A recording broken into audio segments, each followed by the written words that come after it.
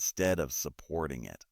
The system becomes more important than the outcome, and when that happens, innovation stops. There is another fascinating example of how blindly following behavior can lead to disaster. A small passenger plane was once flying in Africa with about 20 people on board. Everything about the flight was normal. The aircraft was functioning properly, the weather was clear, and the pilots were experienced. Yet the plane suddenly crashed during landing. Investigators were completely confused. There was no mechanical failure, no storm, no navigation error. Then they interviewed the single surviving passenger. He explained something no one expected. Another passenger had secretly brought a young crocodile onto the plane inside a duffel bag. As the aircraft began its descent, the crocodile escaped. The flight attendant ran toward the cockpit to warn the pilots. Passengers saw her running and panicked. They rushed forward toward the front of the aircraft. The sudden shift in weight caused the plane to tilt downward. With all the passengers crowded in the front aisle, the pilots couldn't regain control. The aircraft plunged into the ground. The crocodile itself was small and not particularly dangerous. The real cause of the disaster was herd behavior. People reacted without thinking.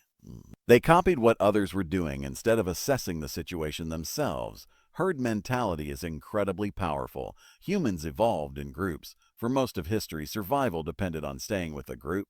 If everyone ran, you ran too. If everyone stopped, you stopped. But in modern situations, this instinct can lead to terrible decisions. Markets crash because people panic. Trends spread because people imitate each other. Ideas become popular not because they are correct, but because they are repeated often enough. Creative thinking requires the opposite behavior. It requires stepping outside the herd. It requires questioning what everyone else accepts as normal. And that can feel uncomfortable because humans fear being different. But every major breakthrough comes from someone who refused to follow the crowd. There is a perfect example of this in the world of literature. A man named John Kennedy Toole wrote a novel called A Confederacy of Dunces. It was unusual, unconventional, and unlike anything publishers were used to seeing.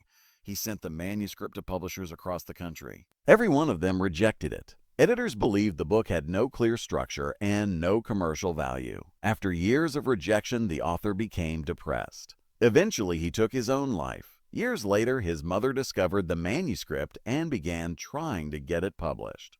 Publisher after publisher rejected it again. Finally, one writer agreed to read it. At first, he expected to dismiss it quickly. But as he continued reading, something surprising happened. He realized the book was brilliant. Eventually, the novel was published.